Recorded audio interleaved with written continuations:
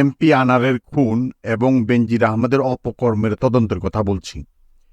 এই দুটি তদন্ত কি পথ হারিয়ে ফেলেছে? তদন্ত কি ঠিকমতো হচ্ছে? এই দুটি বিষয় নিয়ে কথা বলবো। তার আগে ওবায়দুল কাদেরের একটি বক্তব্য সম্পর্কে কিছু বলতে চাই। ওবায়দুল কাদের 2 দিন আগে বলেছেন যে আজিজ আওয়ামী লীগের লোক নন। তিনি পরিষ্কার করে বলেছেন যে কবে থেকে আজিজ আওয়ামী লীগের সদস্য ছিলেন না। এটা জানতে হবে যে আজিজ কখন আওয়ামী লীগের সদস্য ছিলেন এবং কখন থেকে আর ছিলেন না। এখন তদন্তের দুটি দিক থাকা দরকার। প্রথমত, এমপি আনার খুন হয়েছেন এবং কারা তাকে খুন করেছে তা জানা দরকার। দ্বিতীয়ত, তার বিরুদ্ধে স্বর্ণ চোরাচালান, হুন্ডি ব্যবসা এবং নানা রকমের অপকর্মের অভিযোগ রয়েছে। এখন পর্যন্ত তদন্তে দেখা গেছে যে এমপি আনারের দেহের অংশ বিশেষ পাওয়া গেছে কিনা তা জানা যায়নি।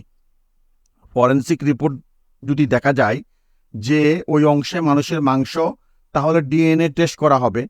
আনারের মেয়ের ডিএনএর সঙ্গে ওই মাংসের ডিএনএ মিলিয়ে দেখা হবে। তখন জানা যাবে যে এটি এমপি আনারের মৃতদেহের অংশ কিনা।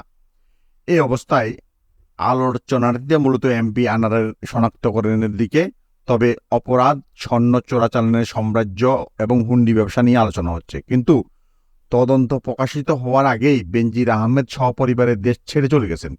এটি কোনো বিচ্ছিন্ন ঘটনা নয় এবং কারো অজানাতেই ঘটছে না।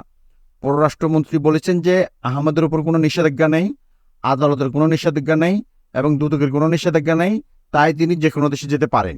কিন্তু এর উল্টো দিক হলো তার বিরুদ্ধে গুরুতর অভিযোগ রয়েছে। এই ঘটনাগুলো সঠিক তদন্ত হচ্ছে না। বেনজির আহমেদ দেশে এবং বিদেশে সম্পদ অর্জন করেছেন কিভাবে? জমি জমা ক্রয় করতে গিয়ে তিনি পুলিশ বাহিনীর সদস্যদের ব্যবহার করেছেন। এমপি আনার হত্যাকাণ্ডের আংশিক তদন্ত হচ্ছে, কিন্তু বড় জায়গায় তদন্ত হবে কিনা তা নিয়ে প্রশ্ন রয়েছে। বেনজির আহমেদের অপরাধের সম্পূর্ণ তদন্ত হচ্ছে না, তাও যতটুকু তদন্ত হচ্ছে সেটিও আন্তরিকতার সঙ্গে হচ্ছে কিনা সেটা নিয়েও প্রশ্ন রয়েছে, কারণ তিনি ইতিমধ্যে দেশের বাইরে চলে গেছেন।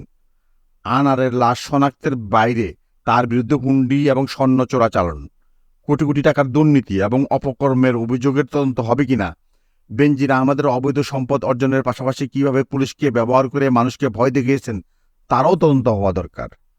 ধন্যবাদ।